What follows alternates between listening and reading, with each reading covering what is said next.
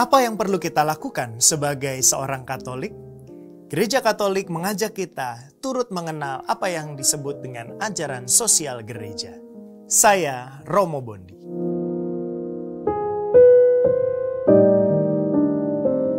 Gereja Katolik pernah menerbitkan sebuah buku berjudul Duket yang berisi pertanyaan-pertanyaan sederhana tentang bagaimana kita sebagai pribadi-pribadi beriman diajak untuk mewujudkan relasi kita dengan Tuhan dalam hidup sehari-hari dalam realitas sosial. Bagaimana iman kita membuat kita semakin mampu membagikan kasih kepada sesama di sekitar kita. Itulah yang juga dibahas di dalam buku ini, bagaimana kita diajak untuk mewujudkan kesejahteraan bersama.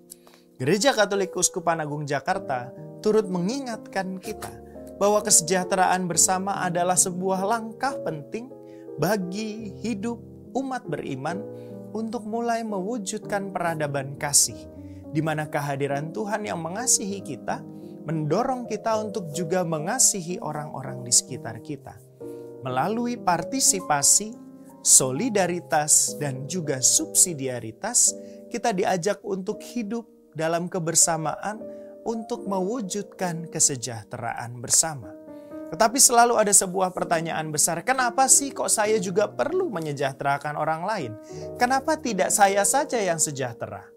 Saudari-saudaraku yang terkasih, dalam hidup di dunia ini, di tengah segala bentuk tantangan, di tengah segala bentuk perjuangan yang kita alami, kita akan mengalami semuanya itu dengan lebih mudah, dengan lebih ringan, kalau kita mampu menjalaninya bersama-sama.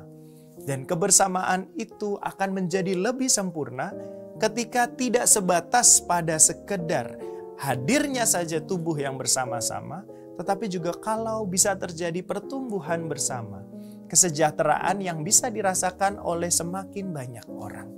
Itulah yang kemudian diusahakan bersama melalui prinsip-prinsip partisipasi, solidaritas, dan juga subsidiaritas.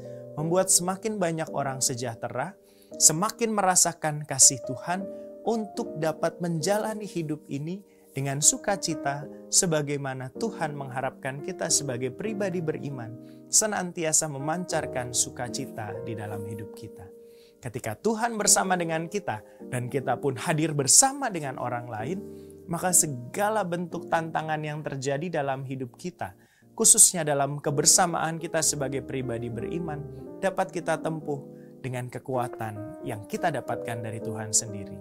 Disitulah saudari-saudaraku yang terkasih, kita dapat berdoa kepada Tuhan sambil berkata, di bawah kepak sayap-Mu, Kau bawaku terbang tinggi, melintasi langit biru, bagaikan Raja Wali, bagai Raja Wali, melintasi badai hidup, bagai Raja Wali, melintasi gunung tinggi, di bawah kepak sayap-Mu, Kau bawaku terbang tinggi, melintasi langit biru, bagaikan Raja Wali.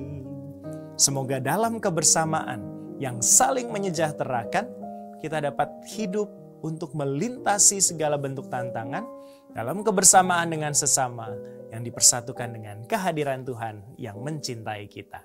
Semoga Tuhan memberkati kita semua.